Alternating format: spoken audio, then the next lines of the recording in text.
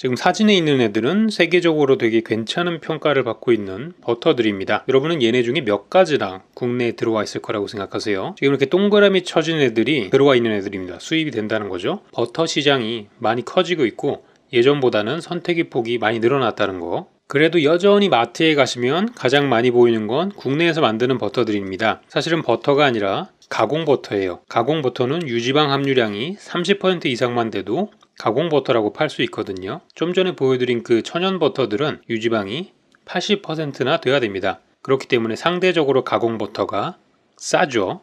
또 가공버터들은 천연버터보다 훨씬 더 종류가 많습니다. 가공하기가 쉽기 때문에 유통기한도 굉장히 깁니다. 그리고 결정적으로 버터보다 우리에게 훨씬 더 익숙한 맛을 가지고 있어요. 또 우리가 예전부터 먹어오던 가공버터나 마가린 이런 것들에 대한 기억 보정이 있어서 사실 우리가 마가린을 훨씬 더 맛있게 느낄 수 있는 그런 이유가 되기도 합니다. 그래서 오늘은 이런 버터와 유사 버터들에 대해서 알아보는 시간 가져보도록 하죠.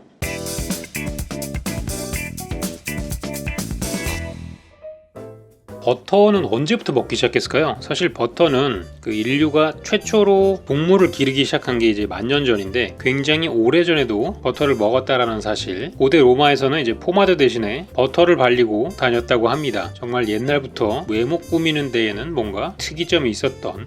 자, 그럼 과연 버터는 어떻게 만들까요? 일단 버터의 원료가 뭐죠? 버터의 원료는 우유입니다. 우리가 원유라고 하는 거 왼쪽에 이제 1번이라고 적혀 있는 게 원유인데요. 요걸 이제 분리를 하게 되면은 크림층이 뜹니다. 그러면 이제 그 크림을 가지고 좀 더 고농도의 크림을 만들어서 그걸로 이제 버터를 만드는 거예요. 조금 더 디테일한 과정에 대해서 알려드릴게요. 요 우유에 대한 얘기는 다음 시간에 조금 더 디테일하게 나누겠습니다. 원유를 가만히 놔두면 무지방 우유, 그러니까 지방이 없는 우유는 밑으로 가라앉아요. 우리가 흔히 저지방 우유, 스킴밀크라고 하는 게 얘네고요. 크림층은 떠오릅니다. 저 떠오르는 크림층을 모아가지고 버터를 만드는 거예요. 그럼 저 떠오르는 크림층을 요런 밀폐 병에다가 집어넣습니다. 그 다음에 뭘 하면 되냐? 그냥 흔들어 주기만 하면 돼요. 열심히 격렬하게 40분 이상 흔들어주면 이런 식으로 분리가 되면서 맨 오른쪽 아래에 있는 이런 모양으로 몽글몽글한 덩어리가 나옵니다. 요거를 뭉치면은 이제 우리가 흔히 알고 있는 고체 상태의 버터가 만들어지게 되는 것이죠. 자, 그래서 결론적으로 버터는 이렇습니다. 왼쪽은 이제 우유예요. 수분 안에 지방 덩어리들이 이렇게 있는 건데 버터는 지방 덩어리 안에 수분들이 이렇게 들어가 있는 거예요. 구조를 거꾸로 만들어 놓은 것, 수분을 적고 지방을 훨씬 더 많게 만든 것,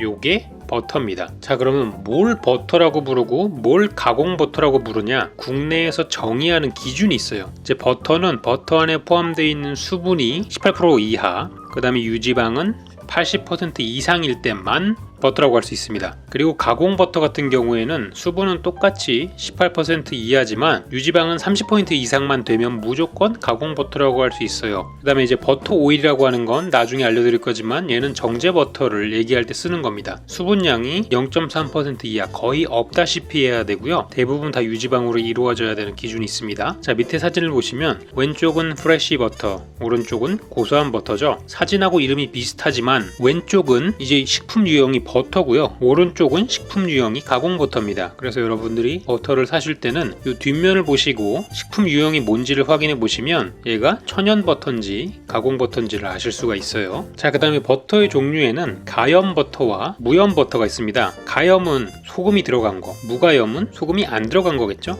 보통 이제 생각을 하시면 소금을 넣었으니까 소금을 넣은 게 조금 더 비싸겠구나 이렇게 생각하시겠지만 실제로는 소금을 넣은 게 조금 더 쌉니다. 왜냐? 오른쪽에 보면 아시겠지만 소금을 넣은 만큼 크림이 적게 들어가거든요. 그렇기 때문에 소금이 들어가 있는 애가 조금 더 싸다는 거. 근데 사실 이 가염과 무가염의 차이는 염도 자체도 크게 차이가 안 나서 똑같이 사용하셔도 괜찮아요. 오히려 디저트 같은 거 만들 때는 소금이 조금 들어가 있는 버터를 써도 소금 때문에 단맛이 조금 더 강화되기 때문에 크게 문제는 없습니다. 꼭 무염 버터를 써야 돼 뭐 이렇게 생각을 하시고 이걸 꼭 구하러 여기저기 돌아다니실 필요가 없다는 거. 버터에 조금 관심 있으시면 이제 마트 한귀퉁이 뭐 고메 버터, 뭐 수입물 있는데 고메 버터 이렇게 있을 거예요. 이 고메 버터는 다른 게 아니라 그냥 수입된 버터, 조금 비싼 버터를 칭할 때 쓰는 그런 말입니다. 뭐 일반적인 단계로 짚고 넘어가자면 앵커 버터, 뭐 이즈니 버터, 애슐레 버터 이 정도가 뭐 업소나 가정에서 쓰는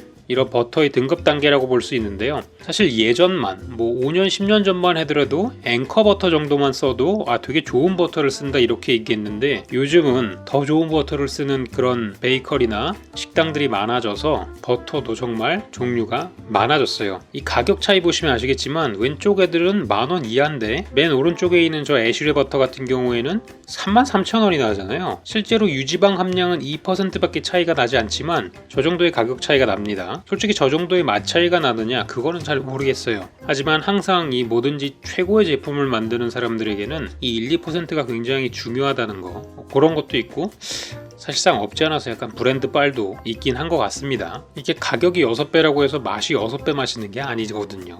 다 아시잖아요. 그리고 뭐 이 버터를 까는 건 아니지만 사실 이 가장 오른쪽에 있는 버터는 전 세계적으로 버터를 리뷰하는 이런 사이트에서도 그렇게 상위권에 있진 않아요. 요건 약간 지역 특색이 있는 것 같습니다. 유독 한국하고 일본에서 저 버터 굉장히 좋아하더라고요. 자, 그래서 이제 버터의 성질에 대해서 조금 알아볼 건데요. 결론적으로 버터는 조금 전에도 얘기 드렸지만 유지방의 함량이 높을수록 고급 버터입니다. 이 버터는 35도에서 녹아요. 우리 체온보다 낮은 상태에서 녹는다는 거죠. 그렇기 때문에 입에 들어갔을 때 사르르 녹아 없어지기 때문에 그 느낌이 되게 좋은 거예요. 그리고 우리가 버터를 가열하다 보면은 어느 순간이 지나면 이제 거품이 나면서 뽀글뽀글 올라오는 걸 보실 수 있어요. 이 거품은 버터 안에 있는 수분이 끓어오르는 겁니다. 그렇기 때문에 버터를 가열할 때 거품이 생긴다는 거는 100도씨에 가깝게 되었다 이런 얘기고요. 또 버터를 녹이다 보면은 약간 흰색 막들이 떠오르잖아요. 이게 바로 유단백이에요. 이 유단백이 굉장히 중요한데 버터에는 유단백이 있기 때문에 이 단백질이 탑니다. 이게 단백질이기 때문에 타는 점이 낮아요. 그렇기 때문에 버터는 발연점이 한 175도 정도밖에 안 됩니다. 그렇기 때문에 우리가 버터를 처음부터 놓고 세게 달궈가지고 요리를 하지 않는 게 이런 현상 때문에 그래요.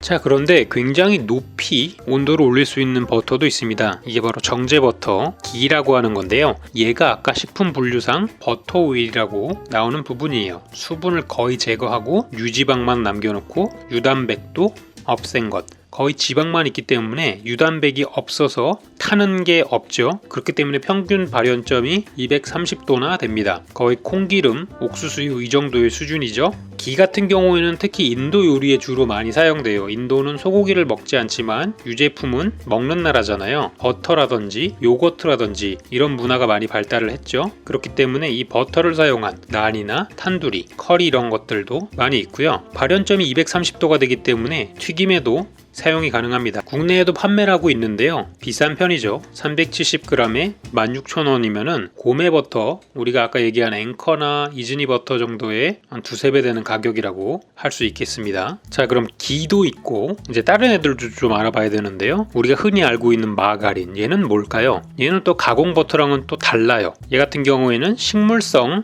또는 동물성 유지에 첨가물을 혼합해가지고 고체 상태 아니면 약간 조금 유동적인 고체 상태로 만든 건데요. 유지방 함량이 너무 높으면 안 돼요. 유지방 함량이 전체 지방 함량의 50% 이상이면은 이건 가공 버터라고 불러야 되고, 결국은 마가린이 뭐냐면 유지방이 거의 들어있지 않은 뭐 식물성 기름이나 이런 것으로 만든 제품이라는 거예요. 그러니까 요거는 부족한 버터를 대체하기 위해 가지고 이제 나폴레옹 3세가 야, 우리 그 백성들 국민들 좀 먹여야 되니까 좀 싼 걸 좀 만들어 봐 이렇게 해서 만든 거거든요. 근데 이게 만들 때 초기에는 이 마가린을 굳히려고 고래기름이나 생선기름을 써서 냄새가 굉장히 역했어요. 그래서 인기가 별로 없었고 초반에는 동물성 지방을 많이 사용했거든요. 하지만 1900년도부터는 이제 식물성 마가린이 나오기 시작을 해서 좀 가벼운 느낌이지만 부드러운 식감으로 인기가 되게 많았고, 이거 예전에 트랜스 지방 때문에 되게 문제가 많았었던 적이 있잖아요. 그래서 또 사람들이 또 열심히 개발을 해서 트랜스 지방이 없는 마가린과 쇼트닝 이런 걸 개발을 하고 있고, 지금 그런 제품들이 많이 나오고 있습니다.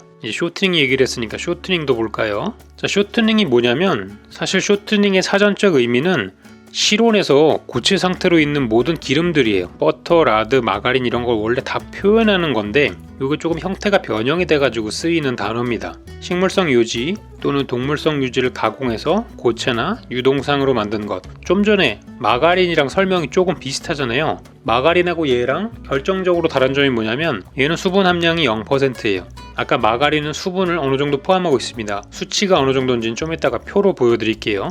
얘가 왜 쇼트닝이라고 이름이 됐냐면 얘를 밀가루랑 섞어서 제과나 제빵 제품을 만들었을 때는 글루텐이 사이즈가 확 줄어들어요. 이게 뭐냐, 쫀득한 느낌이 아니라 잘 으깨지고 바삭바삭한 느낌을 준다는 거예요. 그리고 글루텐의 크기를 조그맣게 만들어줍니다. 그래서 짧게 만든다는 의미로 쇼트닝이 됐고요. 쇼트닝은 재료가 굉장히 다양해요. 면실류, 옥수수유, 올리브유, 그 다음에 돈지, 우지, 돼지기름 절반에 콩기름 절반 섞은 거, 이런 게 되게 많아서 용도에 맞게 사용을 하시면 되고요. 이게 처음에 나왔을 때는 식용모보다 굉장히 쌌고 냉장할 필요가 전혀 없었어요. 유통기한이 굉장히 길어가지고 인기가 많았는데 요새 와가지고는 쇼트닝이 식용유보다 비싸졌습니다. 외국 같은 경우만 이렇게 왼쪽에 보이는 작은 용량을 팔고 있고요. 국내는 작은 용량을 개인용으로 팔지 않고 주로 업소에서 쓸 수 있는 대용, 4.5kg이나 18kg 이런 대용량으로만 판매를 하고 있습니다. 여기 기름보다 발연점이 높고 열에 강해서 튀김에 많이 사용돼요. 이게 무슨 소리냐, 식용유에 10번 튀길 수 있는 거 쇼트닝에서는 15번 튀겨도 괜찮다,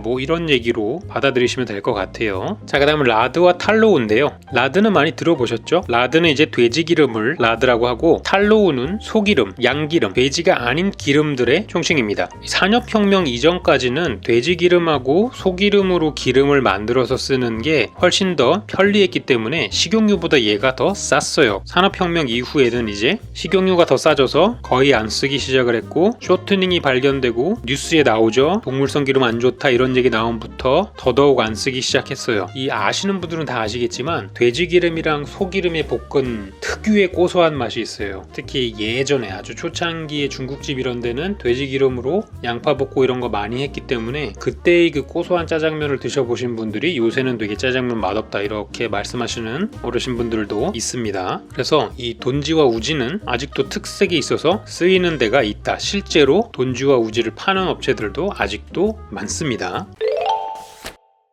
자, 그래서 이건 용도별 사용 팁이에요. 제가 요건 다 얘기해드리지 않습니다. 왜? 너무 글씨가 많으니까 보고 싶으신 분들만 멈춰두고 보시면 될 것 같아요. 하나만 짚고 넘어가면은 수분량이 다 다르다는 것, 녹는 점이 다 다르다는 것, 이런 차이가 있습니다. 그래서 오늘은 이제 버터에 대해서 전반적으로 싹 훑는 느낌으로 그냥 기본만 갔어요. 가공버터, 마가린은 몸에 나쁘다 좋다 이런 얘기 많이 나올 것 같지만 사실 이런 거를 입증할 수 있을 만큼 다양한 그런 실험이나 임상시험이 진행이 된 게 그렇게 많이 없습니다. 그래가지고 실제로 이걸 생산하는 회사에서도 명확한 게 아직 나와 있지 않기 때문에 아직도 열심히 생산을 하고 있는 거고요. 조금 더 실험이 진행돼서 어떤 제품들이 몸에 좋고 나쁘지 않은지 조금 더 명확해지면은 이제 제품들의 변화가 조금 있을 거라고 보여져요. 하지만 확실한 거는 마가린 같은 거에 들어가는 이런 트랜스 지방이 확실히 몸에 좋지 않아서 이런 방향으로 변화가 있었다는 거, 그거 정도만 지금까지 어느 정도 실험이 진행된 부분이고요. 아직까지도 동물성 지방이나 식물성 지방, 포화지방, 불포화지방 이런 부분에 대한 실험은 확실하게 정해진 게 없기 때문에 그런 거는 아직도 현재 진행 중이라고 보시는 게 맞는 것 같습니다. 그래서 오늘 이 버터와 버터의 친구들에 대해서 알아본 내용은 여기까지고요. 다음에는 조금 더 흥미로운 내용으로 찾아오도록 하겠습니다.